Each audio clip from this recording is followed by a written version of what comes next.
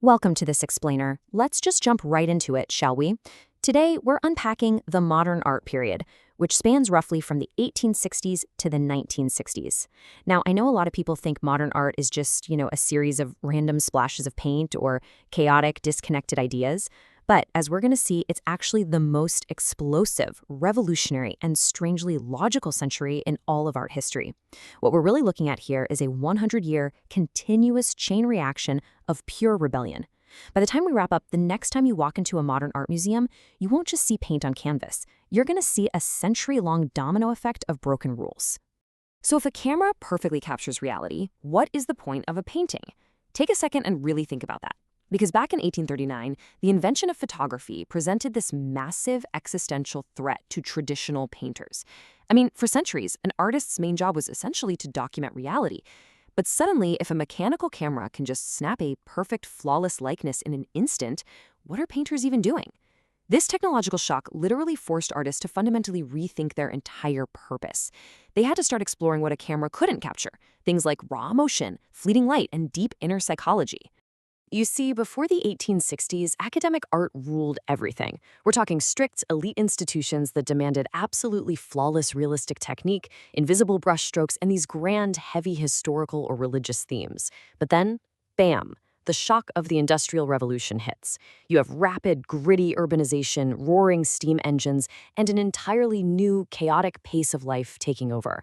The absolutely crucial takeaway here is that a fast-moving, mechanized world demanded an entirely new visual language. Those old, rigid, highly realistic rules, they just didn't fit the reality of the modern human experience anymore. Okay, so here is our battle plan for how artists broke those old rules. We're going to break this century of rebellion down into 5 reactive phases. First up, the pioneers of light and color. Second, the fragmentation of reality. Third, the rejection of logic. Fourth, moving to absolute abstraction. And finally, pop art and legacy. Notice the sheer unstoppable momentum we're dealing with?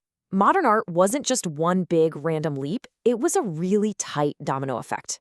In the 1860s, Impressionism immediately sparks Post-Impressionism. Then the 1900s bring us Fauvism and Cubism. Boom! The trauma of the 1910s triggers Dadaism and Surrealism. Post-World War II in the 1940s gives us Abstract Expressionism, and it finally culminates with pop art in the 1950s. Every single one of these movements actively and deliberately rebelled against the very movement that came right before it. Let's kick things off with Phase 1, the pioneers of light and color. The rebellion officially gets started in the 1860s when artists did something that sounds incredibly basic to us today, but was utterly radical at the time. They stepped out of their dark, controlled indoor studios. Oh, and fun fact, this was actually made possible largely because paint was finally being sold in portable metal tubes. So, through Impressionism, artists like Claude Monet and Edgar Degas threw away crisp, perfect details. Instead, they painted outdoors, using loose, rapid brushstrokes just to capture the fleeting, temporary effects of light and color. They were painting a single moment in time. But remember that domino effect we just talked about? Well, post-impressionist figures like Vincent van Gogh and Paul Cézanne looked at that and thought, Impressionism lacks structure and depth. So they immediately rebelled against the Impressionists. They demanded more psychological weight, using vivid, entirely unnatural colors and distorted forms to express deep, internal emotional states, rather than just pretty dancing light. Moving right along to Phase 2, the fragmentation of reality. As we roll into the early 1900s, just changing colors wasn't going to cut it anymore. To express a totally fractured age, artists felt they had to break reality itself, which brings us to movements like Fauvism. Imagine looking at a portrait and seeing the artist has painted a human face bright, vibrant green, or a landscape where the sky is literally bleeding red. Led by Henri Matisse, the Fauvists essentially weaponized explosive, non-naturalistic colors. They completely detached color from its descriptive purpose, meaning a tree didn't have to be brown and green anymore. It could be bright purple if that's what the raw emotion of the moment demanded. It was all about pure emotional impact. And if Fauvism broke color, well, Cubism broke space. Invented by Pablo Picasso and George Braque, Cubism took this fragmentation a massive step further. They completely smashed traditional single-point perspective. Instead of drawing a person or a guitar from the front like you normally would, they broke their subjects down into geometric shapes and painted them from the front, the side, and the bottom, all simultaneously, right on a single flat surface. They were trying to show you the entire three-dimensional truth of an object all at once, totally rejecting how the human eye naturally sees the world. Which brings us to phase 3, the rejection of logic. So as we enter the 1910s, the world is traumatized by the mechanized horrors of World War I. Artists looked at this devastation and decided to throw logic completely out the window, giving birth to Dadaism. This was a literal anti-art movement. It aggressively protested the so-called rationality that had somehow led the world into a global war.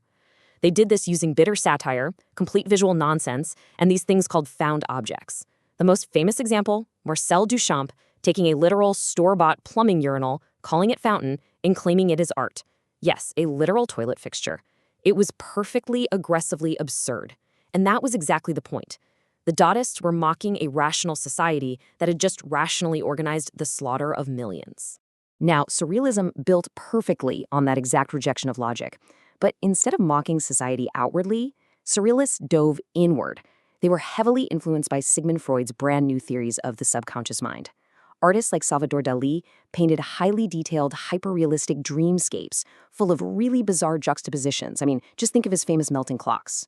They weren't painting the waking world anymore. They were mapping the raw, unfiltered, and often bizarre imagery of the unconscious mind. Next up, phase 4, moving to absolute abstraction. In the aftermath of the Second World War, the center of the art world shifted from Paris to New York, and something really radical happened. Recognizable objects disappeared completely. Abstract expressionism dropped physical reality altogether. Instead, it focused purely on the physical act of painting itself, and on the overwhelming power of pure color. You have Jackson Pollock famously throwing, dripping, and splattering paint onto huge canvases spread out on the floor, capturing this raw, kinetic energy. And then you have Mark Rothko stacking massive blocks of pulsating, pure color to evoke monumental, almost spiritual emotion. There's no tree, no person, no melting clock anymore. It's just the raw materials of art expressing deep, universal human feeling. And finally, our grand finale, Phase 5, Pop Art and Legacy. The 1950s arrive. The world enters an era of booming, mass-produced consumerism. And you guessed it, the domino falls once again. Pop art essentially brought the whole century of rebellion full circle. After decades of deep, psychological, and highly serious abstraction, artists like Andy Warhol and Roy Lichtenstein rebelled by going totally commercial. They deliberately blurred that sacred line between elite high art and everyday commercial culture. By painting massive replicas of cheap comic strips, glowing celebrity icons, and mass-produced Campbell's soup cans, they were holding up a mirror to booming post-war consumerism, elevating cheap, disposable goods straight into elite museum galleries. Thinking about this entire journey we've just been on, it's honestly amazing to see how a single century completely flipped the very definition of art. Pre-1860s, the ultimate goal was mirroring the real world perfectly, but in the modern era, it became all about expressing an internal perspective or an abstract concept. The subject matter completely shifted from distant royalty, religion, and mythology to everyday people, raw feelings, and geometric shapes. And the canvas itself transformed from a magical, illusionary window with hidden brushstrokes and perfect depth to an honest, flat surface, proudly displaying visible paint, raw texture, and the artist's literal hand at work.